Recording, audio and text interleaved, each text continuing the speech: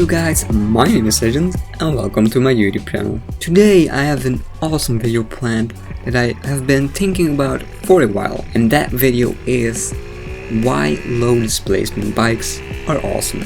And with low displacement I mean bikes around 125cc, even less, like bikes with 50cc like my PBR. Now before we get into the video, I want to give a big shout out to Aaron, who provided the content in the background of his 88cc Z50R, which is an awesome little bike.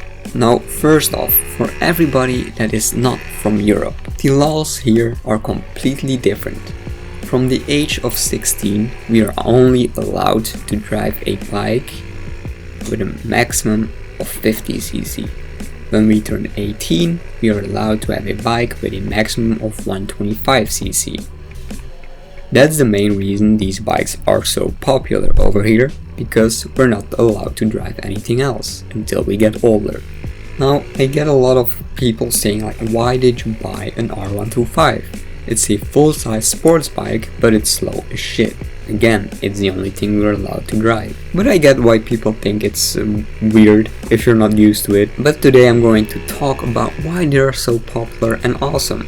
Now first things first, the top speed isn't anything amazing, obviously. But in my opinion, it is way more fun to drive a slow bike fast than to drive a fast bike slow. And don't get me wrong, going fast on a fast bike must be amazing, but considering the roads in Belgium, you don't get to do that pretty often, or you need to take it to a track. These little small displacement bikes can really be pushed to their limits without breaking a lot of laws. You can use the full potential of the bike without going over 200 kilometers an hour, and to some people that might seem boring, but it is so much fun. Finding a nice little road where you can just push your little engine to its full capabilities is awesome. 2 weeks ago, I think, maybe 3 by the time I upload this video, I uploaded the Legends Garage mini meet. It was a meetup with some of my local subscribers and friends, and we all had either a 50cc or a 125, and it was so much fun just with our low displacement bikes, ripping it up on some narrow twisty roads and trying to push our bike as fast as we could on the straights. It was so much fun. They don't weigh a lot, they're very agile, and you can make mistakes with it without killing yourself. They are great for learners, for people that start riding a motorcycle. You can make a mistake and these bikes are so forgiving because you're not going 200 miles an hour. It's so easy to get a knee down, although I'm still learning and practicing that. I can 100% say that I'm going to own a low displacement bike for my whole life. And I'm not saying that I won't buy a bigger bike, I'm just saying I will always keep a low displacement bike just because they're so much fun. Also, the fuel consumption is amazing. I honestly think I haven't been at the gas station more than 10 times on my bike since I owned it. And I don't drive it as much as I should, but still, I've owned it for 8 months.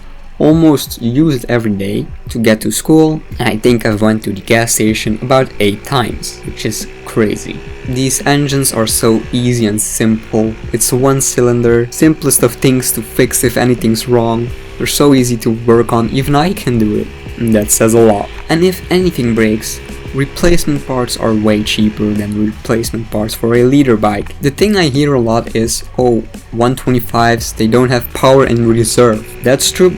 I've been on the highway with my 125 and I don't have any power in reserve. Do you really need it? Yes and no, it's always nice to have a little bit of power in reserve, but if you pay attention to your surroundings and other cars, you should be just fine. I know people that take huge road trips on 50cc little Dux clones without any problems. And I get it, in America, bigger roads, bigger bikes. One of the reasons I like these low displacement bikes so much is because they're so popular around here. The community is huge. I've met some of my best friends through these little bikes, and every day I meet awesome people because of them. Once again, they're so cheap. You can buy a 50cc Dux for 500 bucks, a 125cc Dux for 600 bucks. It's so easy to get into it. You don't need a lot of money. I know that might sound weird considering I bought an R-125, which is about the same price as an R3, but trust me, if you're 16, you're in high school, you don't have any money, one of those little mini 4-strokes are the way to go. And I get it, for really long trips on the highway, a higher cc bike is much more fun. But I know people that drive their 125 on the track. When I see them ripping those things up, I want to go straight to the track and do it myself. Now, I don't really have a lot of experience with higher displacement bikes. I've been on one or two just up and down the road, and that's it. I'm not saying low displacement bikes are the way to go in every situation. I'm not saying they're better. I'm just saying give these low displacement bikes a chance because they're awesome.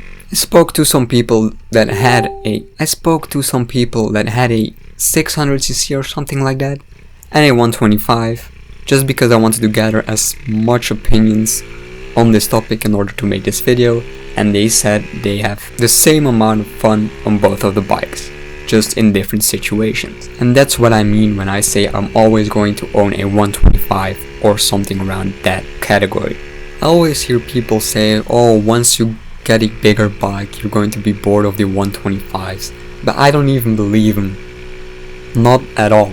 The aftermarket scene here is really big because these bikes are so popular, but the aftermarket scene is also way cheaper. I don't know how much an R1 exhaust is, but I'm guessing it's pretty expensive. I put a full system on my R125 for 300 euros. So this is just kind of my opinion on this whole subject. Some of the cons are not a lot of power in reserve, and the strict laws are kind of the thing that ruin it for me. I'm allowed to have a maximum of 15 horsepower, which I think I already surpassed. But as with everything, everybody is allowed to have his own opinion. This was mine on the subject. Thank you to everybody on Snapchat that gave me their opinion on the subject. It helped me to form my opinion a little bit better. I spoke to a lot of people that had bigger displacement bikes, and it helped me understand why some people don't like the lower displacement bikes. If you enjoyed this video, please leave a like. I would love to hear your guys' opinion on the subject, so leave them down below in the comments. If you want to see more, please subscribe, and I will see you guys next time. Bye bye.